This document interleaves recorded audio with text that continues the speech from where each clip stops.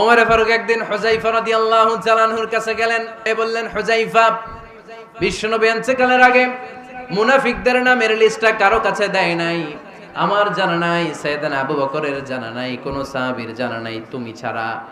আমি তোমার কাছে জানতে চাই, আমি ওমরের নামটা ওই মুনাফিকদের খাতায় আছে কিনা আমার একটু বলো। আমার ওমরের নামটা ওই মুনাফিকদের লিস্টিতে একটু আছে কিনা, নামটা একটু বলো। যদি থাকে আমি ভালো হয়ে যাব, আমি নেফাকি দূর করে পাক্কা মুমিন হতে চাই। আমার নাম যদি মুনাফিকের লিস্টে থাকে আমি তো শেষ। হুযায়ফা চোখের পানি ছেড়ে দিয়ে বলে, আমিরুল মুমিনিন, কেমন প্রশ্ন করলেন আপনি? আপনি বিশ্বনবীর শ্বশুর, এই উম্মতে আপনার পজিশন 3 নাম্বার। আপনারে মুনাফিকরা ভয় পায়, শয়তান আপনারে ভয় পায়।